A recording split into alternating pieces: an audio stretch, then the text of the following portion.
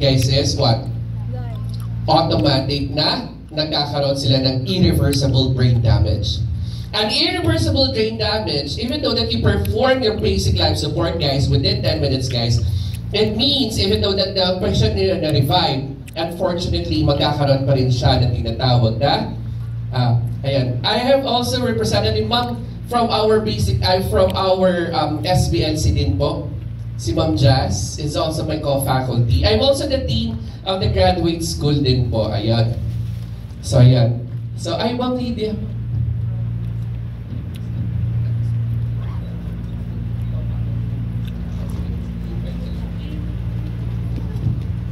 And there. So, if I mentioned about the basic life support, it means, guys, you are providing life or you're extending the capacity na yung patient ninyo ay mabuhay.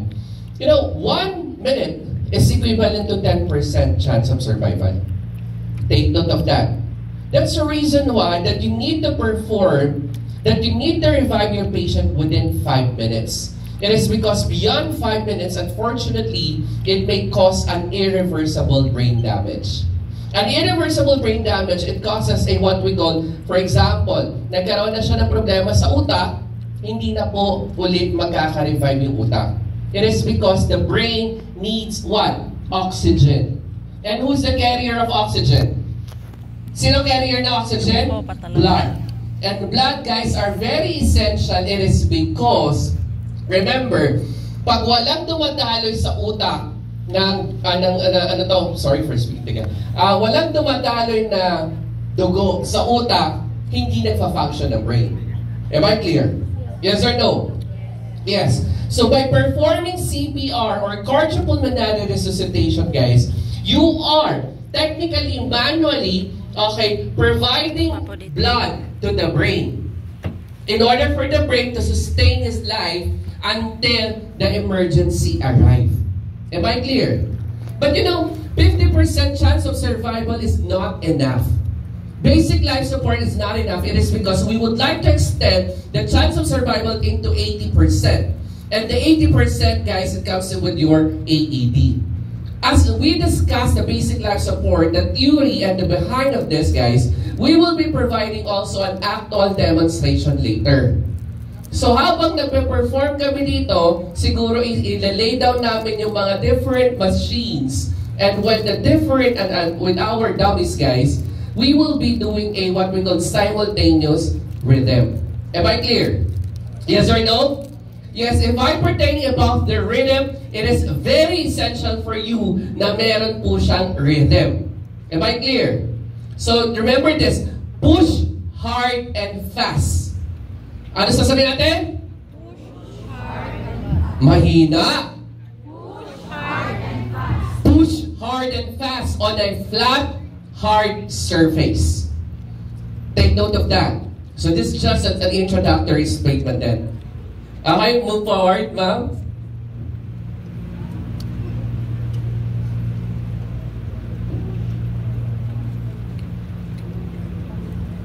Okay, so basic life support is defined as a sequence procedure performed and restore the circulatory or the circulation of oxygen blood after a sudden cardiac arrest or pulmonary arrest. If I'm pertaining about the pulmonary arrest, it means the patient is not breathing in and breathing out.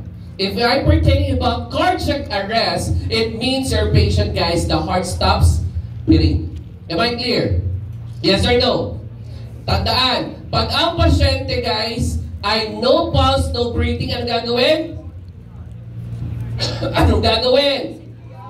CPR. Pag may pulse, pag walang pulse, may breathing, anong gagawin? Okay, tandaan. Pag may pulse, walang breathing, anong gagawin? Rescue breathing. Pag may walang pulse, walang breathing, anong gagawin? Pag walang pulse, may breathing, anong gagawin? Guys, walang ganong sitwasyon. Always remember, positive pulse, positive breathing, it means the patient is alive. Am I clear? Positive pulse, negative breathing, it means what? Rescue breathing. Negative pulse, negative breathing, CPR. However, if your patient, guys, may pulse, may breathing, ibig sabihin the patient is alive. Pero pag may negative breathing, positive pulse, possible? Possible. Pero pag positive pulse, negative, positive breathing, negative pulse, possible? Possible. That is your agony breath. An agony breath is the last breath of your patient who experienced a cardiac arrest. So, ibig sabihin, akala mo humihinga, pero nag-cardiac arrest na pala siya. Am I clear? It means an agony breath, automatic that your patient, guys, you need to perform CPR. Am I clear? Yes or no? Yes or no? Okay, meron pong ganong sitwasyon. May positive breathing, may negative pulse. But, for a lay rescuer, ganon po nila ina-assess. But that is an agony breath. An agony breath, ibig sabihin yung last breath na niya, pero nag-cardiac arrest na siya. Am I clear? Yes or no? So, technically, you need to perform CPR. Negative pulse, it's an indicator that your patient needs a, what we call CPR. It is a sequence. What do we mean by sequence? If we are talking about sequence, one thing that I would like to emphasize is Dr. CAPD. Remember this, Doctors CAPD. DRS-CABD. Am I clear? Ano ulit? DRS-CABD. CABD. What is that? Dr. CAPD. Am I clear? First is you need to check for the danger. Am I clear? Yes or no? After you check the scene, what do you need to check? Is the responsiveness. Danger, the scene is safe. Responsiveness, hey sir, are you okay? So, it means it's a quick response to our patient. Do I still need to introduce ourselves? Technically, there is a proper, proper way to start with the BLS then. But one thing that we would like to emphasize is the easiest way to identify in a proper way, guys, is Dr. CAPD. Danger, check for the responsiveness, and then seek for help. So you need to ask for an AED, okay? Ask for an EMS provider to bring an AED. It is because AED will increase the chance of survival into 80%. And start with C, circulation, airway, breathing, and last, sinong tinawag natin? CEMS. Anong dadalhin niya? AED. And that is your defibrillator. Am I clear? Hi. Yes or no? Yes. Yes or no? Okay, so BLS does not include the use of drugs and invasive skills. It is because, remember, anyone can perform BLS. That's the reason why we are doing a community BLS, a hands-only CPR. Hands-only CPR, it means you will be just performing cardiopulmonary resuscitation without a rescue breath. Am I clear? Yes or no? Okay, next.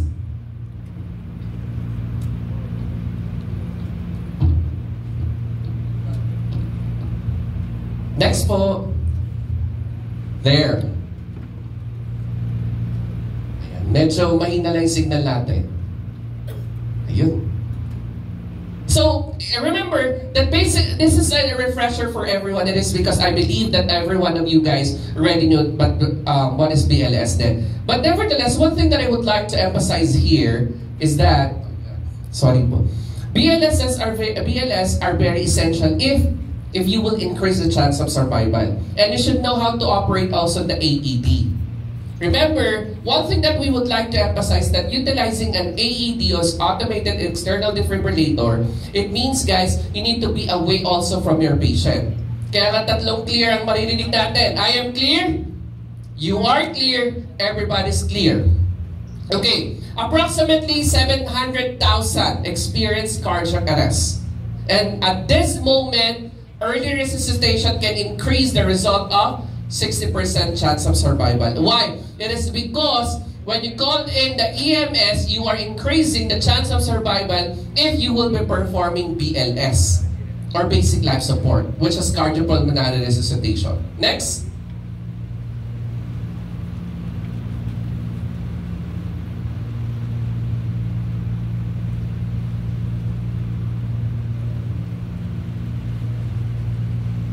Okay. It can be provided by trained medical practitioner, like nurses, medical doctors, EMS.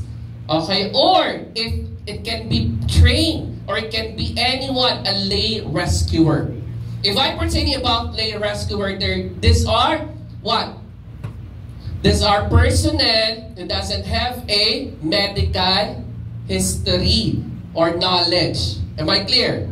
So in that situation, a lay rescuer, guys, it means we will taught you in the community then. You are a lay rescuer. Next. Okay. What is the purpose? It is because when you are compressing the heart, the depthness of the heart is 2 to 2.4 inches, guys. When you compress the heart, you are allowing the heart to pump the blood manually. So it means you are giving nutrients, oxygen to the vital organs in order for them to sustain their life. Okay? So these are very essential. Next.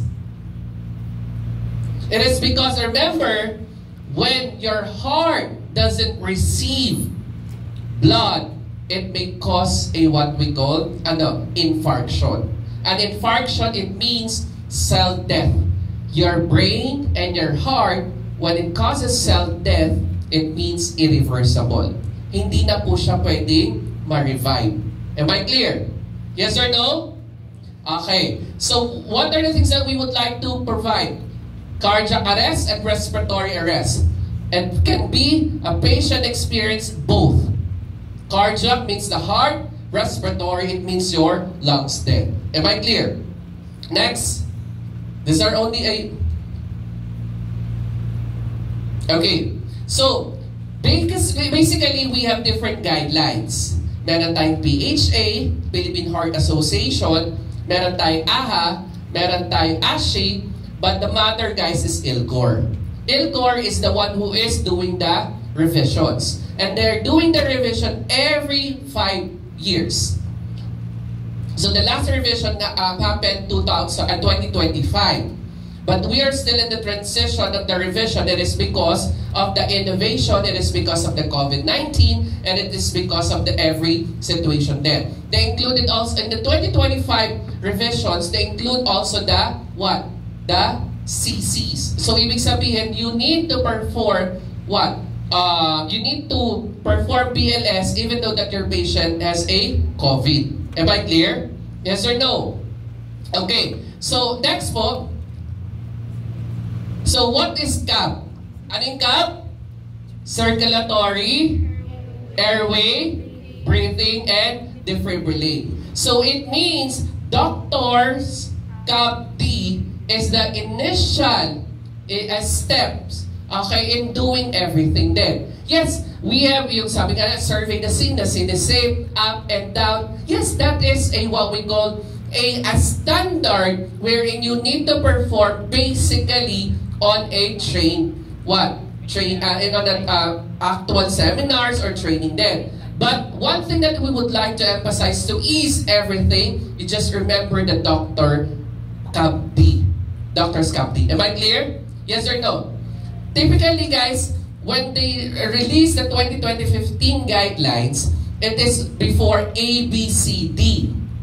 ABCD starts with the airway, breathing, and circulation. But according to the study, you need to start, if you are not an unconscious patient, and if you are a lay rescuer, do not check anymore the pulse. A lay rescuer, it is not necessary for you to check the pulse. Where do we check that pulse, guys? Saan? Sa carotid. Sa just beside your Adam's apple. Babae, may Adam's apple ba kayo? Oh, parang sinabi niyo ang mga lalaki walang nipple. May Adam's apple ba kayo? Meron. Kasi sa lalaki, dominant lang sa amin. Am I clear? Yes or no? May Adam's apple kayo? Diba? by understanding what I'm saying, guys, meron kayo ulit natutunan. So kahit na alam nyo na yung BLS, meron at meron pa rin kayo matututunan dito. Next, for this area, guys, if you compress right then and then, you are increasing the chance of survival of your patient. Because you are a lay rescuer, ibig sabihin, wala kayong enough knowledge or wala kayong basic knowledge in medicine or in nursing or in other allied care courses, kaya pwede pong hindi mo na mag-check. You just perform as long as nakaalam mo na hindi huminga or wala kayong naramdamang pulso. For how long? Guys, 5 to 10 seconds. Am I clear? Yes or no? If you are not sure if your patient doesn't have or wala silang pulse, guys, you just need to perform CPR. Why? It is because when you perform CPR, and you are, sir, paano yun? Kala namin natutulog o kaya pa, hindi nga kami sure. Baka kasi mamaya nahihirapan lang siya. Guys, performing CPR on a live patient, it is very painful.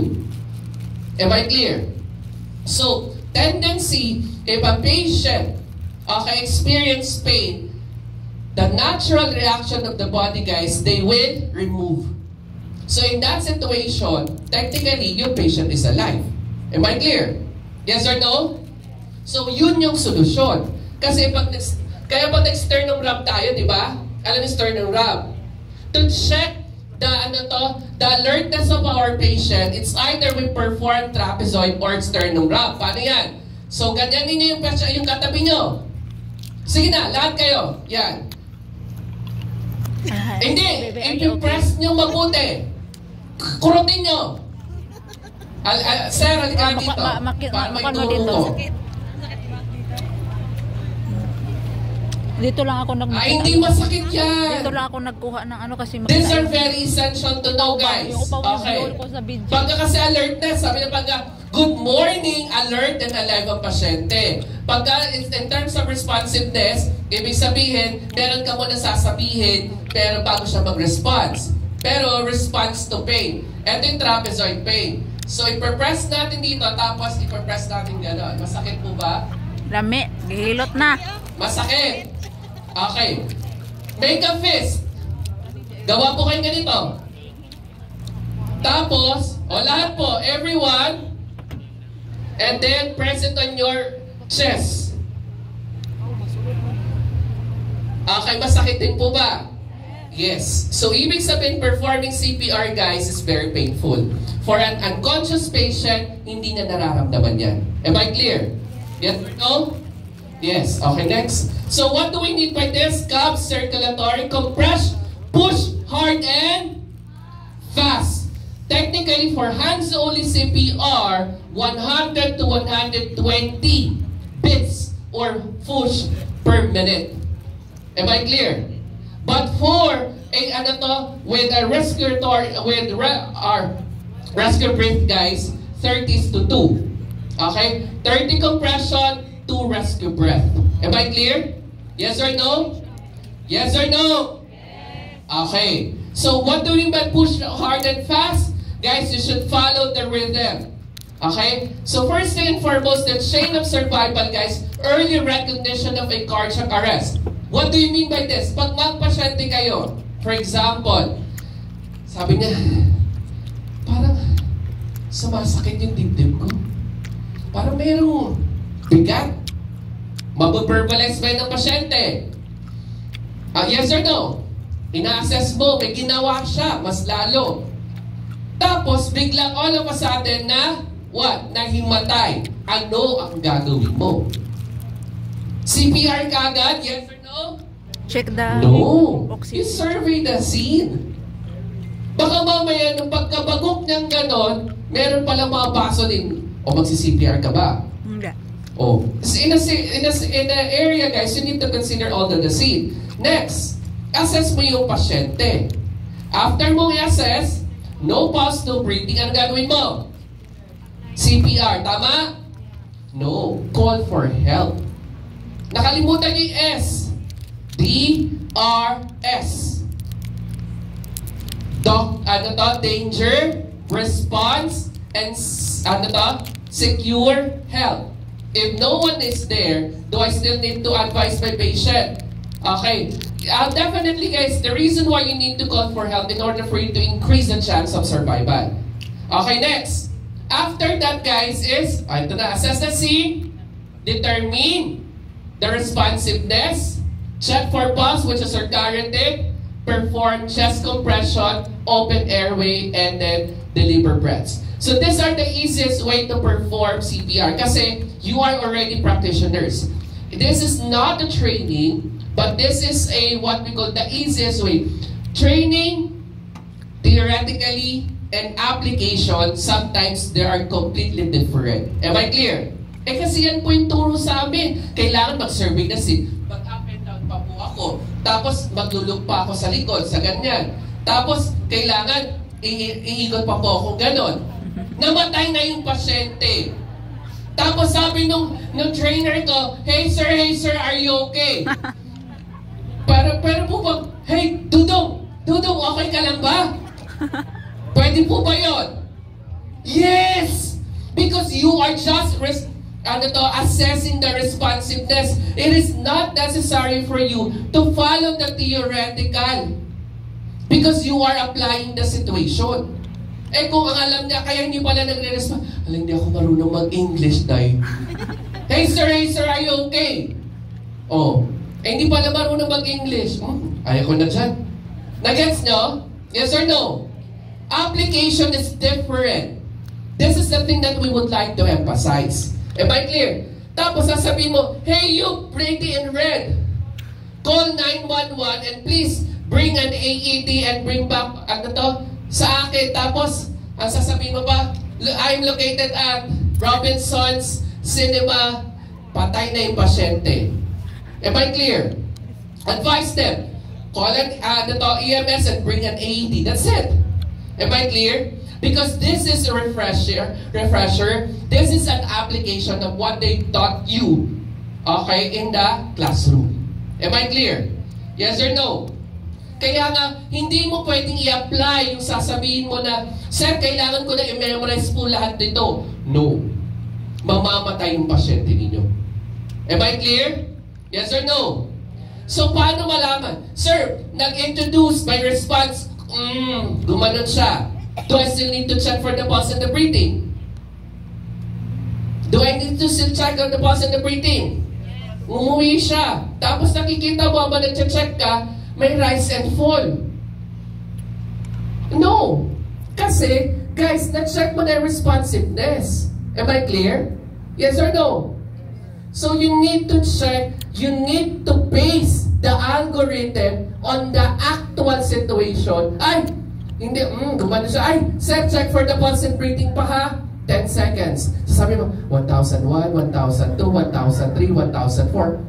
Guys, according to AHA, no need for you to 1,000. It's either on the ILCOR, pwede mo na sabihin ng 1, 2, 3, 4, 5, 6. Sir, sabi mo 10 seconds. Hindi ako mabot ng 10 seconds, nagbila ako ng 10. It's okay. Because you are within the 5 to 10 seconds interval. 5 seconds interval. 1. Am I clear? 1. Sir, sabi po ng assessor namin, kailangan 10 seconds. And that is according to the training. But you are on the actual setup already. Am I clear? Yes or no? Okay, now, next. You find an adult lying on the ground. Assess to make sure that the scene is safe. Nawala na yung picture. Medyo mahina lang. So, nakita mo, yung pasyente nahimatay. What if yung nahimatay na yon ay may COVID-19? Ano ang gagawin mo? Ay, hindi naman ako ang pasyente niyan. Ay, hindi naman ako ang caregiver niyan. Uy, di ba tayo ikaw ang caregiver nito? Ikaw mag-perform. Nakita ko lang, ikaw mag-perform. Tama mali? Guys, ikaw na yung unang nakakita. Ay, hindi ko kita po yun daw. Nag-grounds lang po ako. You are working on a 20 bed capacity sa home care. O, ano gagawin mo? Ay, hati po kasi kami. Pasyente ngayon, hindi ko pasyente. Baka may magka-COVID pa ako. Tama mali? Yan ang nangyayari. Because, unfortunately, performing CPR may cause sometimes rib fracture. What if nagkaroon ng rib fracture yung pasyente mo? Ano ang gagawin mo? Will continue CPR? Yes or no? Yes or no? Sino nagsabing yes? Nagkaroon na ng rib fracture. Sir, paano malalaman na may rib fracture? Meron tendency po kasi na naririnig mo na nagbe-break yung kanya rib cage. Kasi yan nagba-bounce back yan. So anong gagawin mo? Will continue? Yes or no? Sinong yes? No. So pag kinontinue mo, sir, pwedeng ma-rib damage. Tama mali? So pwedeng matusok yung puso, pwedeng matusok yung organ. So patay din naman. Am I clear? So will continue, yes or no? Yes. It is better to save a patient na merong organ damage rather than saving without a life. Automatic mamamatay na yung pasyente mo. Because CPR is very essential para masustain mo pa yung ilang segundo, ilang minuto niya. Am I clear? One of the reason why you are causing rib damage, and it's because, first thing and foremost, of your adrenaline rush. The adrenaline rush, guys, it has a fight or flight idea wherein what will happen here, because of your energy, first time mo mag-CPR, ay, kaya ko na po. Ganyan. 1, 2, 3, 4, 5. Guys, unfortunately, your patient nagkaroon ng rib damage. Bakit? Gusto mo kasi mag-perform ka agad ng CPR. Tama? Yes or no? Remember, what we are doing right now, in order for you to be prepared in a real scenario, ang mga nurses, caregivers, medical doctors are always attending training and seminars. It is not to enhance their knowledge, but to be ready for anything. Bakit? Kasi, doctors na nga, nurses pa, every year nagre-renew ng BLS. What more pa ang caregiver? So if you are not listening, if you don't have the capacity to put into your heart, guys, sana hindi ka dumating. Diba? Ganito kasi yan. We would like to maintain your competencies when you are performing in an actual scenario. Sino na ba nag-perform ng CPR sa inyo? Isa. Sa live patient. 2. 3. 4. That's the reason why some of you are guys inaantok. Kasi hindi nyo talaga na-experience. Ay, na-attendan ko na po ng training yan eh. Kasi ang ginagawa namin is to help you to build your confidence and your skills in an actual scenario. Baka mamaya nandun, ay, natinan ko na yan pag nagsubmit ka ng resume. Ang dami ko po inattendan na seminar ng BLS. Tapos andun yung actual patient. Anong ginawa mo? Wala.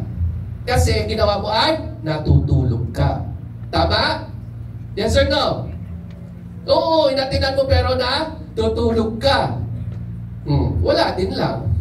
So first, assess the safety. So doctor, danger. So, if you are not familiar with a scenario, with a scene,